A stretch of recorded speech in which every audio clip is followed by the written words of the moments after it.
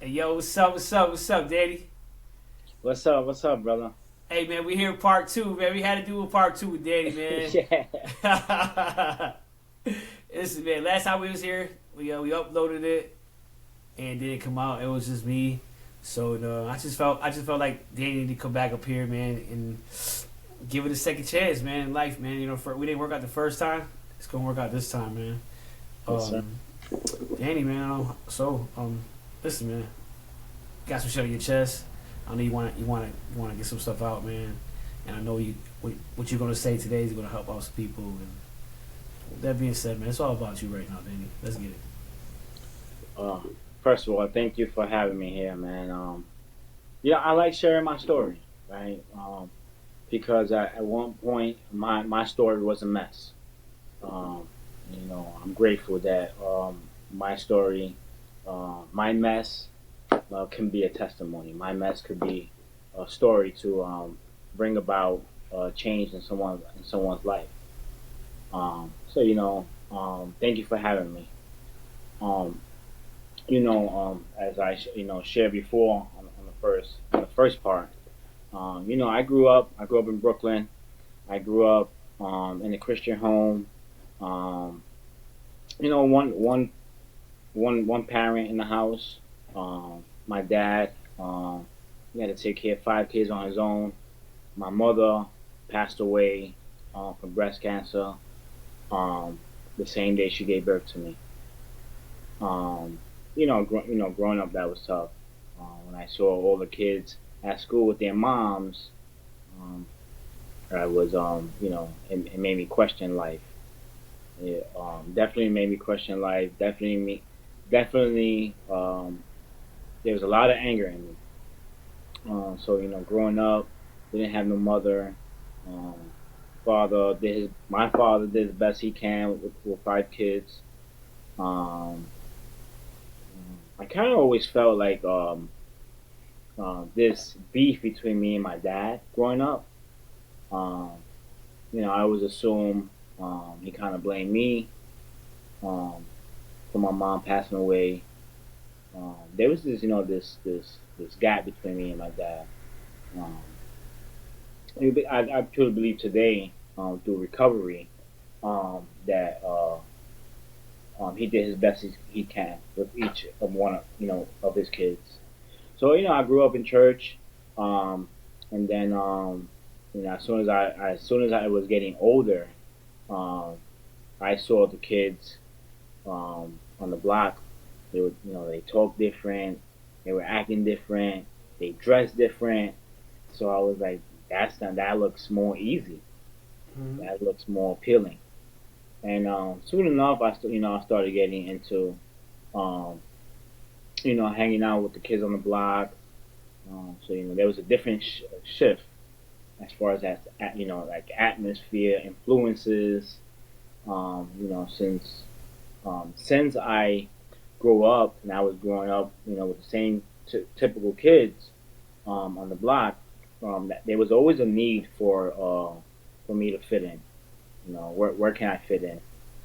And I would do things just to make people to want to like me.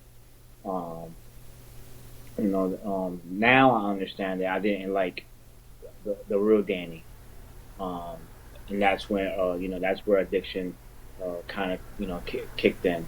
Um, since I didn't like the real Danny, um, we started out each and one of us experimenting. We started out with drinking, and then once I had that drink and I got buzz, um, I kind of felt like Superman. Like I don't care if people like me or not. I don't care if I could fit in or not. Like like I was always shy trying to talk to people growing up, but once I drank, I didn't care. Like I didn't care. I could talk to anybody. However, I felt like I wanted to. Um, and then we did the blunt, and then from there it progressed. My addiction progressed. Um, again, it started out with let's try this, let's try this, let's try this, and soon enough. um, addiction became a lifestyle. Um, it was all about numbing the way I feel about myself, numbing reality. Um, dropped out of school. Thought I could drop out of school to sell bud, and I was just trying to get street cred, street rep, and like I was like addicted to um The lifestyle.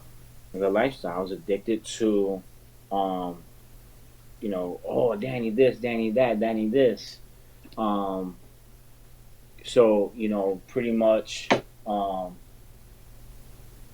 pretty much chaotic stuff started. Broke out in my life. I thought I was a gangster, and I got arrested for stabbing my brother at one point. And what He age? was What age was this? This was around 12, 13. Um, my dad and my father and my brother got into it. I didn't know what to do. Again, I already had like influences from the street, so I went to the kitchen, grabbed a knife, and I stabbed my brother. I got incarcerated, and I got out. I built I built a name behind that, and like that was a high for me. That was a, oh man, my name is out there. Or people were like, oh, don't mess with him. He's going around stabbing his family member. Hmm. And like I've always like even I catch myself today trying to like become a People person, pleaser. or yeah, I'm trying to fit in, and I gotta realize I need to fit in with Danny. Like today is about trying to fit with myself. Trying to learn how to um, be okay with being who I am. And so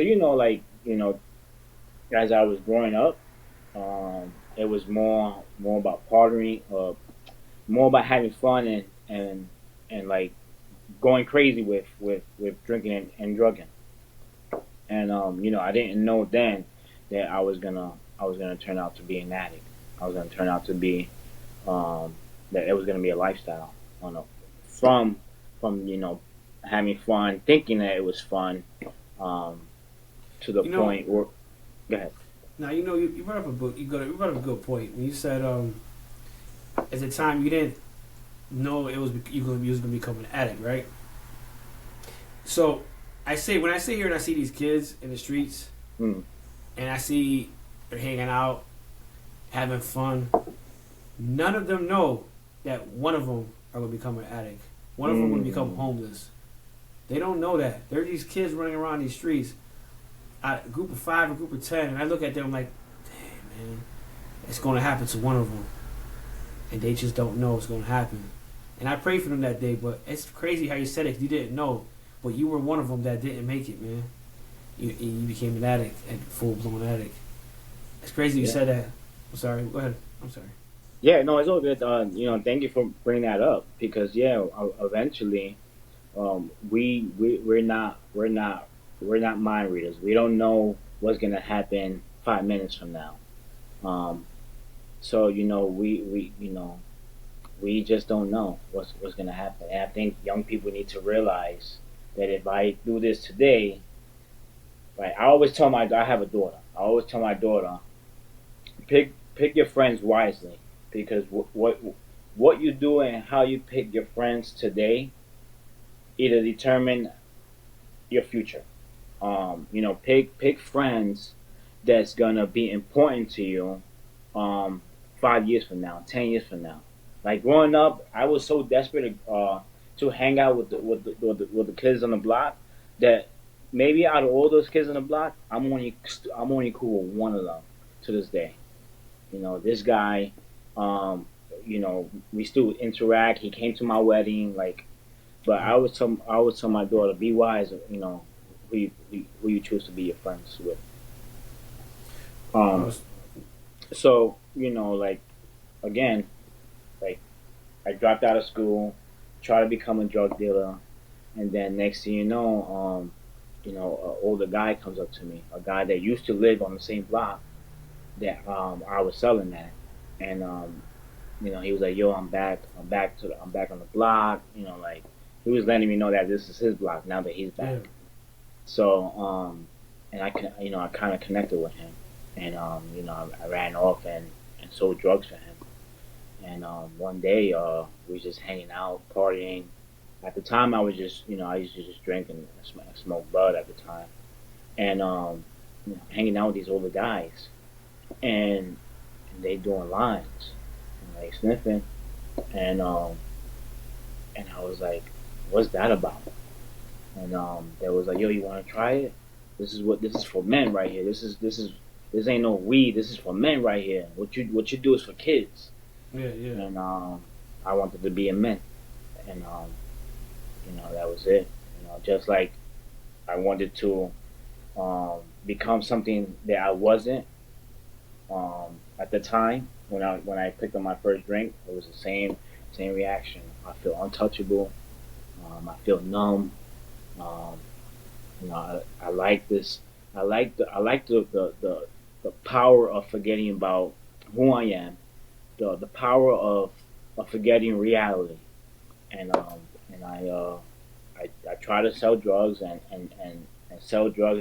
I try to use drugs and sell drugs at the same time, but I kept finding myself in central bookings. You know what they say, right? A monkey But can't sell bananas. yeah, that's right. That's right. That's right. Yeah, monkey can't sell bananas. I intended to make money because I grew up where dad only worked one job and he used to cut. He was a barber, and he did his best with the finances, and Yeah. like I saw all the kids, other kids with good stuff, and I try to do it, but again I didn't know what was gonna happen in the future. That I end up using what I was selling, Mm-hmm. and so I used to always find myself um, in the same corner, getting arrested, and like always with possession of drugs, and they will let me go. And as you're young, you might be able to get away with it when you're young, but when you getting old enough and you becoming an adult, the courts ain't gonna have it. You know, so kind of like fast forward. I used to like use and drink, and then I used to find myself at the precinct being so drunk, waking up the next morning in the precinct. Um, they couldn't take. I would get so drunk that they wouldn't take me down to central bookings because I was so drunk, and they would wait for me to to sleep it off so that they could transport me to central bookings. But like I remember many times waking up and asking an officer, "What did I do to get here?" And he was being out of pocket. He was causing disturbing like disturbing the peace, disturbing the neighbors, and like man again, again, and You call that blackouts? yeah, yeah. I used to wake up at bus stops. I used to wake up at bus stops. Where you gotta wait for the bus, and laying down. My wallet gone, my watch is gone, um, because I would get. I I used re- to like. Yeah, yeah, I used to love black. I used to love blacking out. I remember one episode in my life where I had a black. I don't know. I had a blackout. My family member Lewis. He said I was doing something. I was wild out screaming. He videotaped me. Like he's doing something stupid. Like he's doing all this stuff. And I remember how can somebody do all this stuff, jump around, move places, and don't have a memory of doing it? Like how is that even possible, man? They had video of me doing something crazy, and I don't remember doing it. It's crazy. It's like you go Yeah, into another state of mind or another person. That's why I tell people these days, like people are getting arrested for alcohol. People are getting arrested for doing drugs, and that they're not the person who they are. It's the drugs and alcohol that's doing it to them. They're not who that person really is. I mean, but yeah, just good subject you brought up. yeah. I mean, it's definitely. I think to get back what you're saying, it's not us that often, um, because people that struggle with addiction get it's easy to write them off based on what they see them doing, So it's easy to write us off without knowing who we are when we not using. You Yeah. know, there's that label. An addict will always be an addict, right? Because I put that label myself. I've heard people tell me I'm gonna either stay that way, or I'm gonna die at before the age of 20. And here I am, 36 years old, um, here, and Yeah. I, and I'm and like like I would encourage people to just if you're struggling, don't label yourself. Go find help. Um, Uh-huh. just go find. Don't label yourself. Find help. You don't have to stay stuck. I thought I was stuck. Fast forward. I'm in my 20s, still using. I got to remember. I got so drunk, and I stabbed somebody else. And I went to the corner store and got a kitchen knife. And I got so drunk and I stabbed this guy. He was a friend of mine. You remember that? Yeah, because of that felony.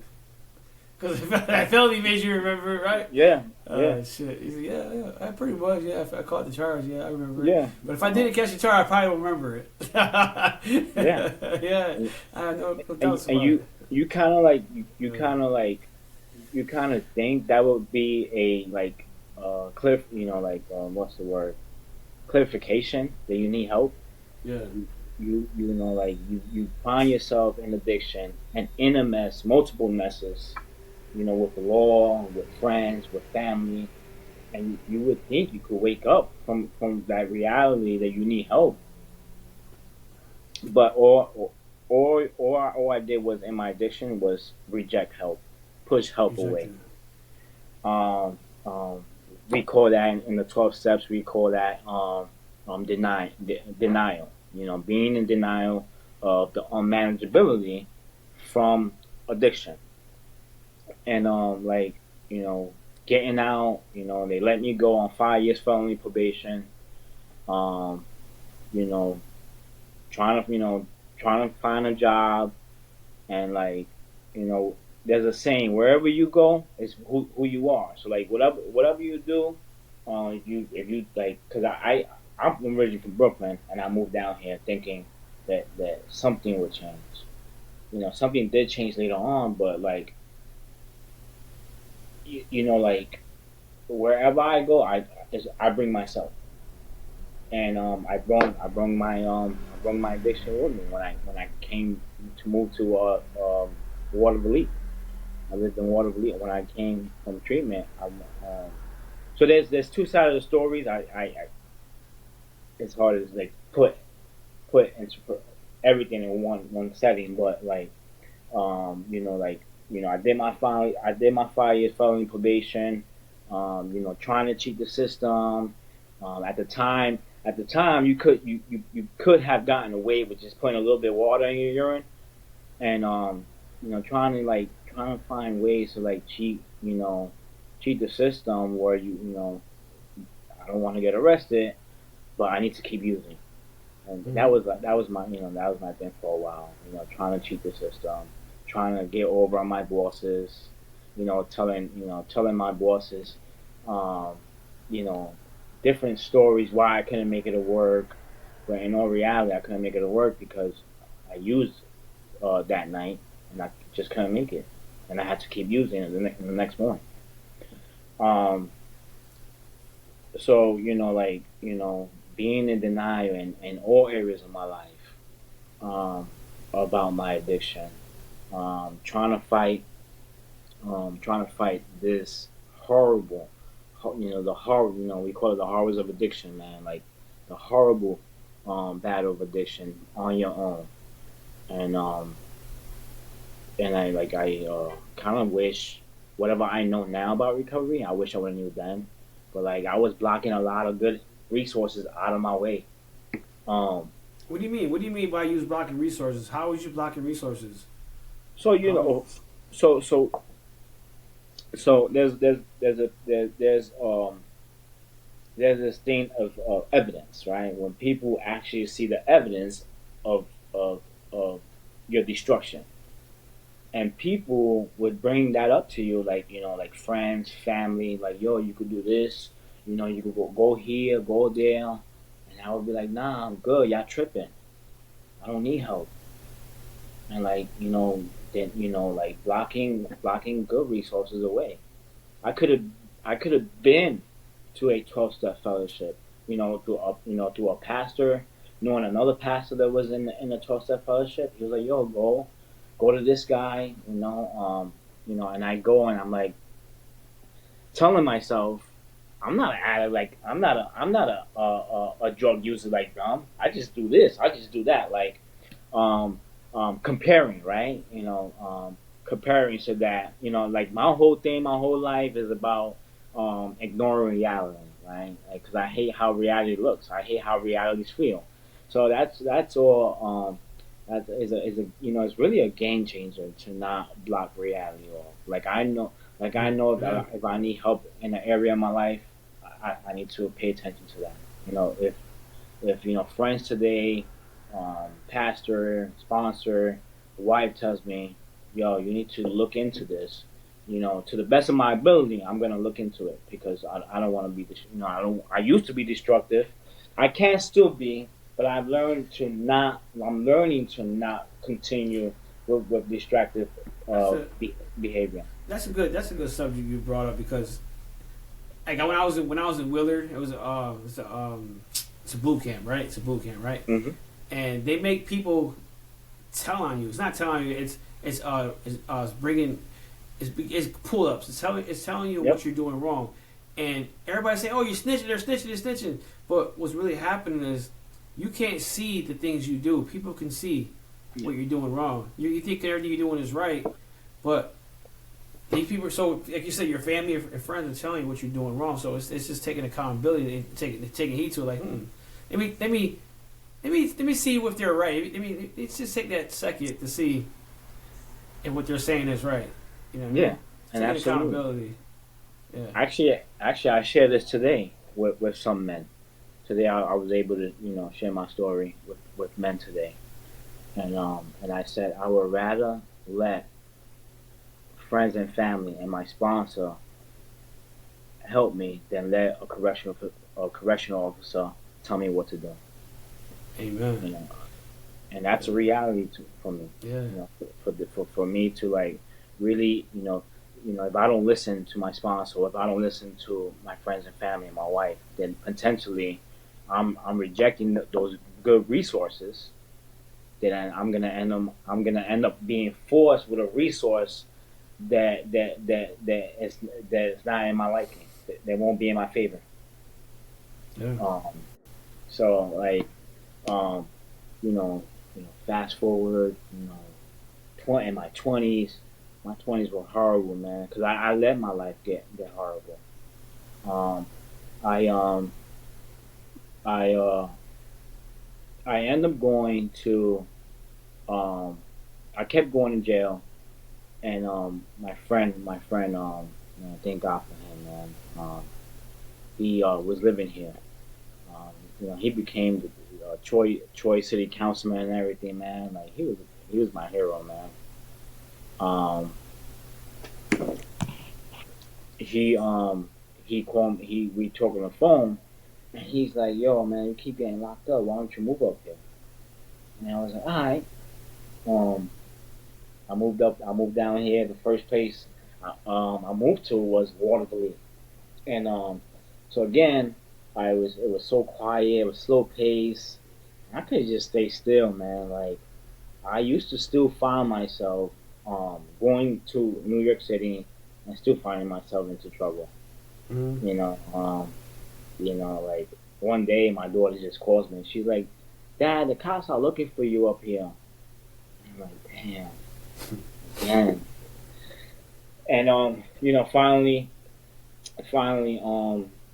I tried to do an inpatient here up here. I did an inpatient, and I couldn't stop, man. How long was the And inpatient? How long was the inpatient for? the inpatient, like I think it was like 3 or 4 months. But I just, eventually the guy, the counselor, eventually had to, like, he would like try to like give me like breaks, like, yo, you could do this, you could get clean, you could get, you could stop.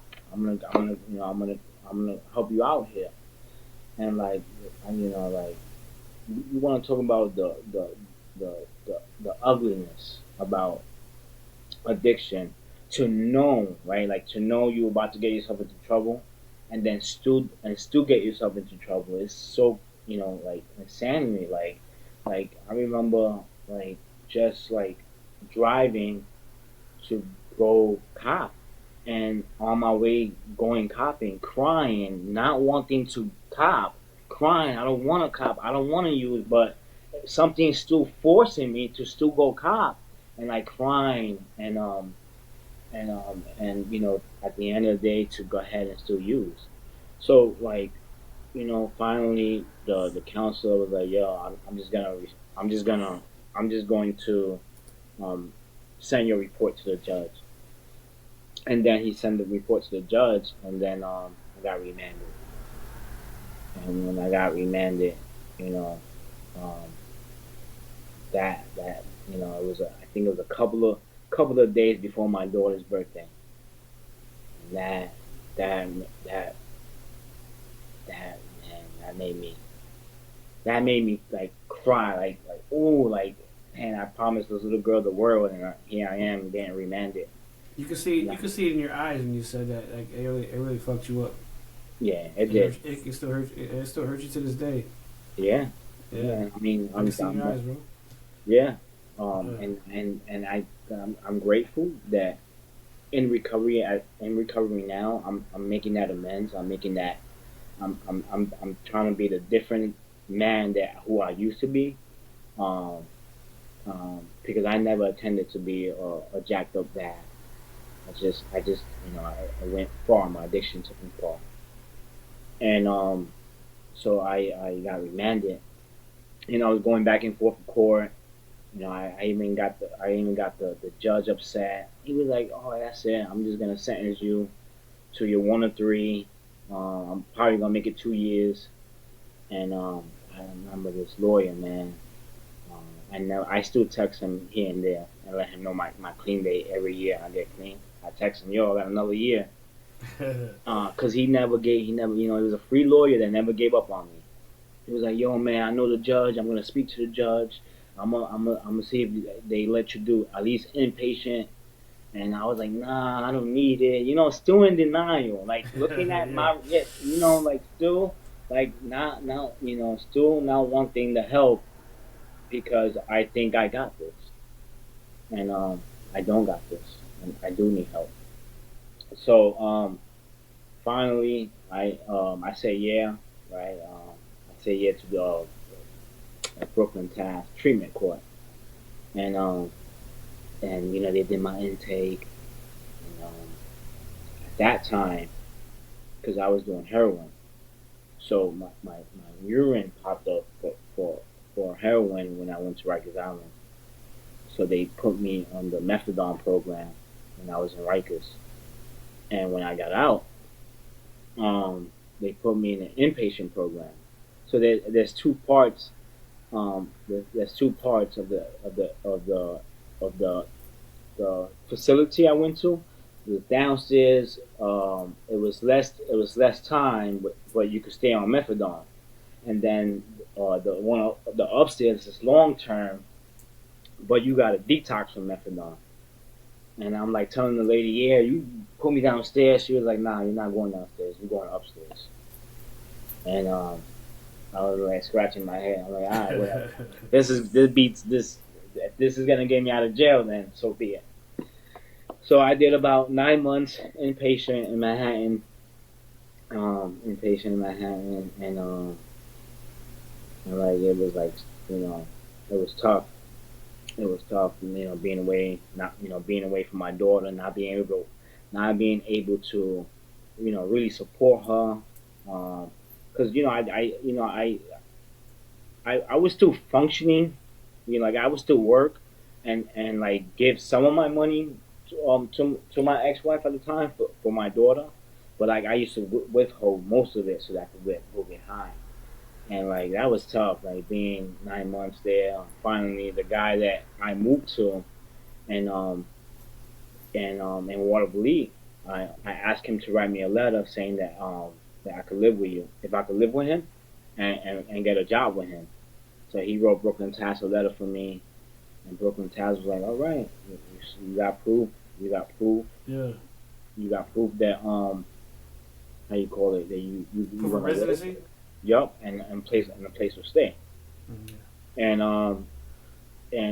like I got out in 9 months. I got about like 15 months clean, and I was in a relationship that I should have never gotten into, and it was kind of like kind of like toxic, but like the first time in recovery, I thought about this is how like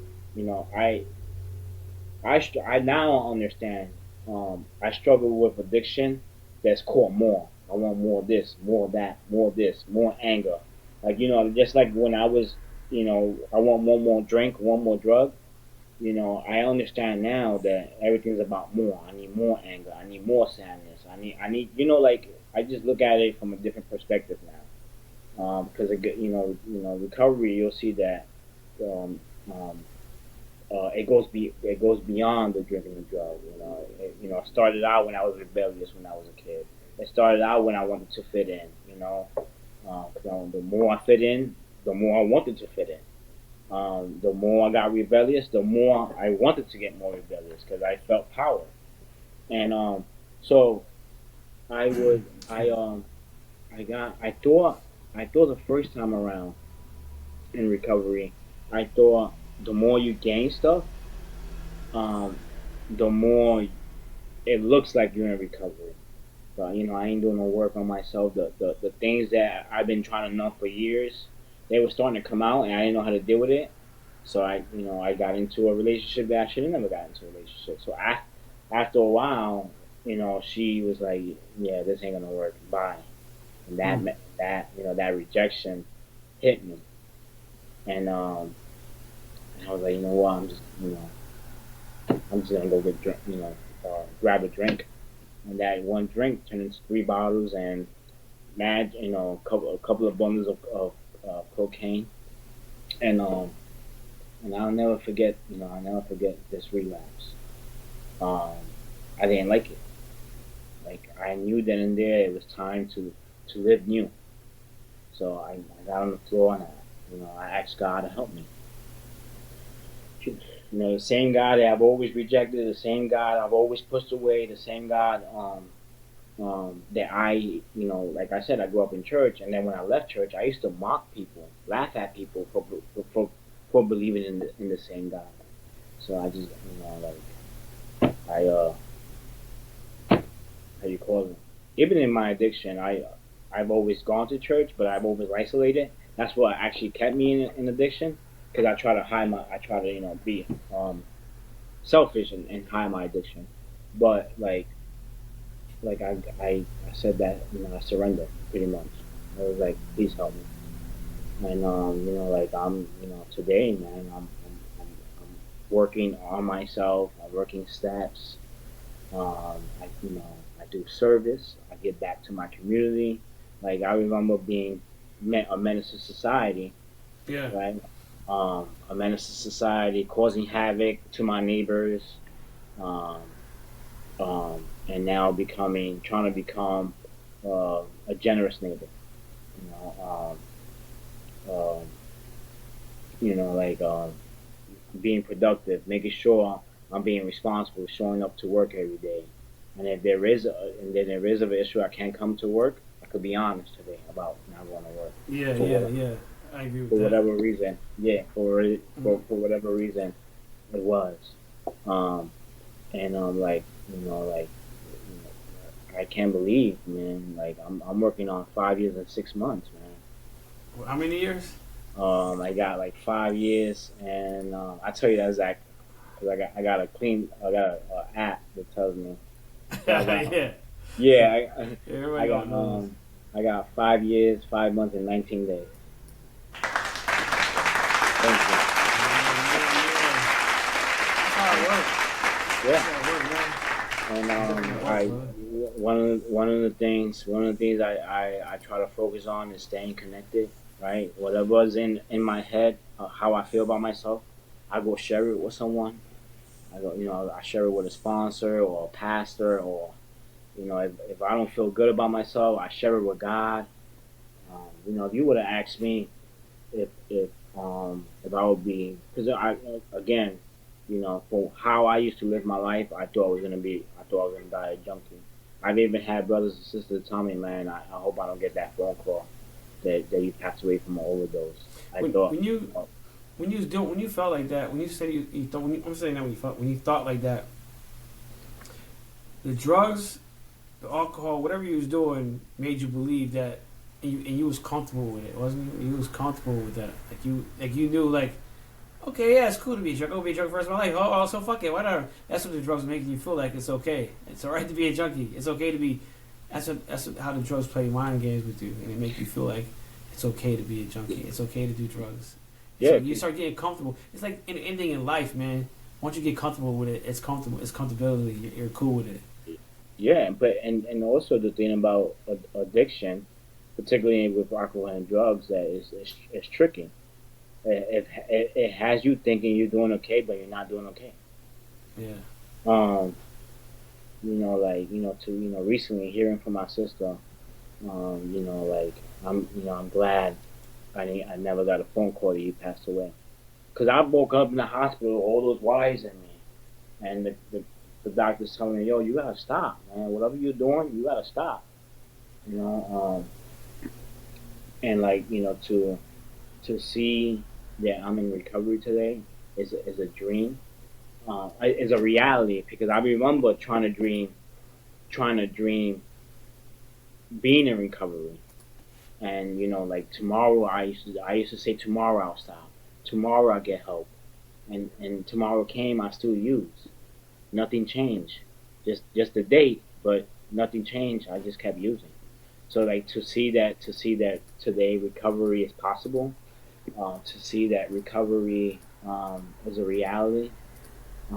It's mind blowing, man. If you would have asked me if if if I would be in recovery, I'd be like, no, I'm gonna, you know. If you ask me if I would be running an outreach ministry, I would be like, no, like God can't use this junkie. But Yeah. like, it's mind blowing. If you would have asked me if I would have I'd be running my own business. No, I'm grateful that today I get an opportunity to be a productive member to my society. That's right. Since I've been in recovery, I have not stopped paying child support. I'm faithful to that.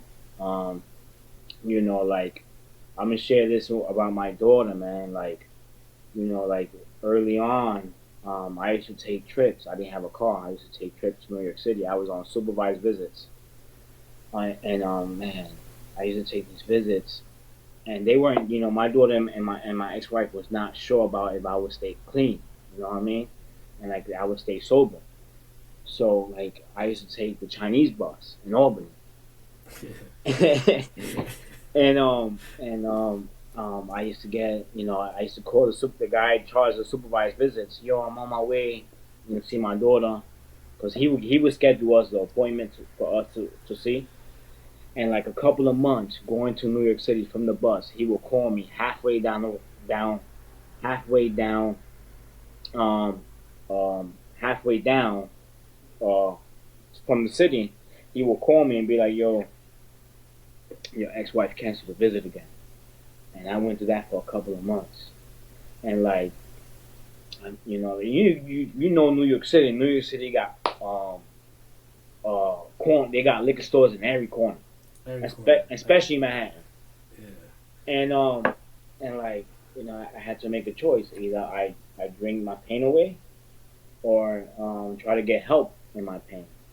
So I will call people in recovery, let them know. I never forget what this guy told me to do.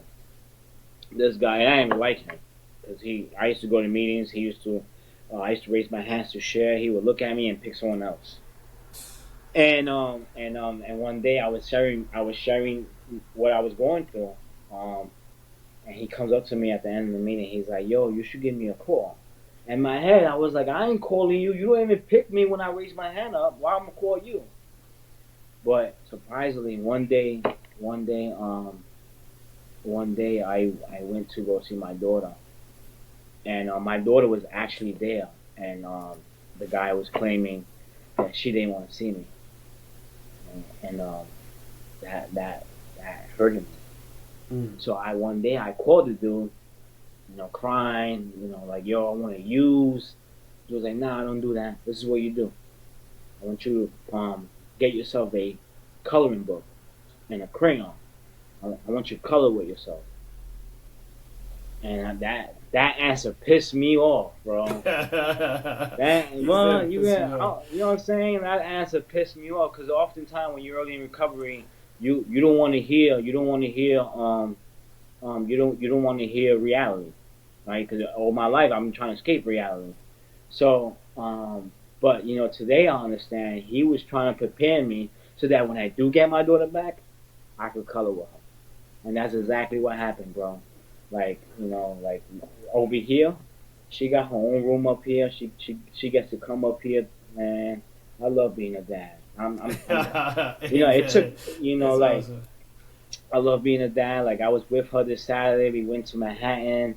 We went to this little a museum. There's like a illusion museum, and I forgot how to say it, but we had so fun. We like bonding with her, talking with her. Kind of like making amends to her, man. And like first thing I had to do in recovery is to forgive myself. Um, because I put my most importantly I put myself first in dangerous situations. I did a lot of harm to myself, and then I also did a lot of harm to my friends, my family, my society. And like trying to get better is a form of trying to make amends to my society. Awesome. Awesome, man. Yeah, man. That's I real, love that's it. real. That's real talk, man. I That's real love it. talk, man. I'm That's grateful, real man, talk. that I could I could learn. Right, recovery is about learning. Right, Yeah. learning about life. Things ain't gonna always go your way. Things are gonna go sideways. But it's how you get through those humps, and you realize, man, I didn't use this day was tough, but I didn't use. I made a mistake this day, but I didn't use. And all that adds up, right? There's a saying in recovery: if you had a hard day, if you didn't use, then you had a successful day, right? Because my hard days in recovery are much better than my fun days usually, and that's a fact. Because my fun days became destructive. My hard Yeah. days in That's recovery real talk. is That hit home right there. mm, That was hard right there. yeah. Just wait. Can you just say that one more time? Uh, Just probably that didn't hear it. That yeah. one So statement right there. so Oof. my hard days in recovery is much better than my fun days in addiction.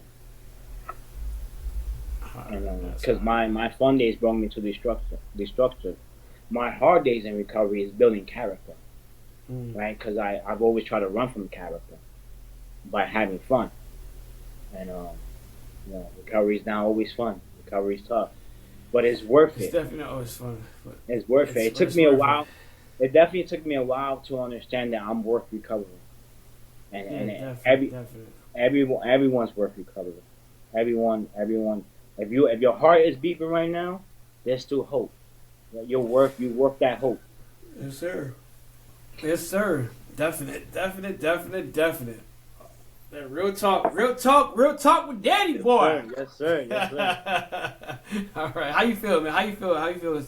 I know you got some stuff off your chest, man, and you feel better about yourself today. You Yeah. feel I better, mean, man. I feel good, man. Yeah. If there's anything that like recently, like I spoke to these men, I was like, if there's anything, I want you to ask yourself and reflect on what would it look like if you change your lifestyle from addiction to recovery.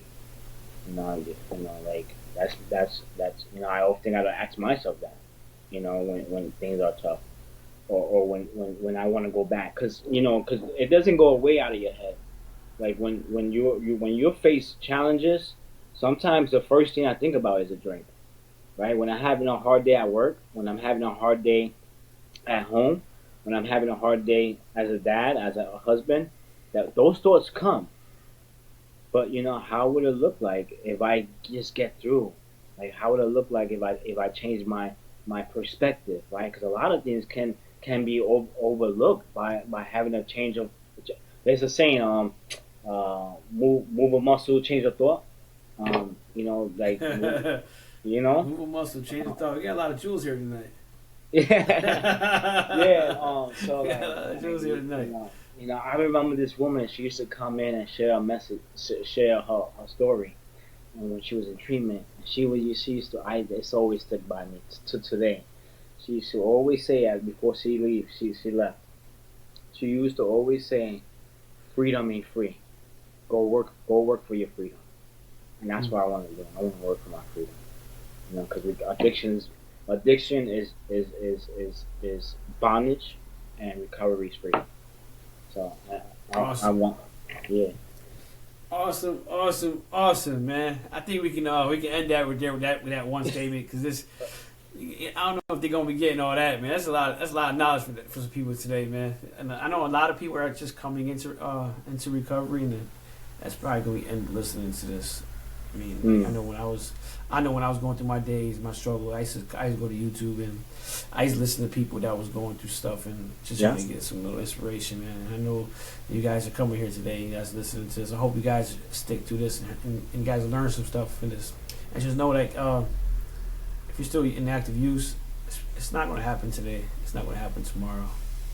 It's going to take some work, yeah, and that's the reality of it, man. Once you know that you are in active addiction, it's not gonna happen tonight. And I hope and I wish it would just be over tonight for you, but it's not.